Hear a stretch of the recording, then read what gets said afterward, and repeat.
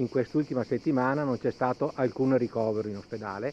Abbiamo attualmente presenti in ospedale solo 3 persone ricoverate, 2 in area medica e 1 in terapia intensiva.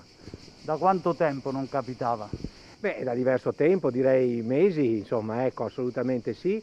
È una situazione assolutamente ottimale dal punto di vista sanitario ospedaliero, però è una situazione che va assolutamente monitorata. In questi giorni la preoccupazione maggiore è rivolta alle cosiddette varianti. Per ora non incidono rispetto all'attività ospedaliera e ai ricoveri.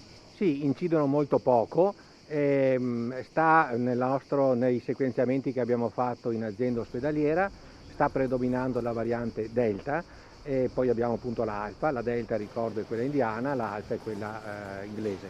È importante assolutamente aderire all'invito alla vaccinazione, che è sempre un invito volontario, ma diventa una cosa assolutamente importante, è l'unica vera misura di prevenzione che possiamo avere nei confronti del virus. È importante aderire alla vaccinazione e completarla e in questi giorni parte anche un'attività molto importante nell'ambito dell'attività di tamponi, no? Perché accanto all'attività vaccinale si sta sviluppando in Regione Veneto e chiaramente anche qui in azienda ospedaliera una screening per quanto riguarda appunto i tamponi alla ricerca appunto di quelle positività in maniera tale da poter circoscrivere da subito la presenza.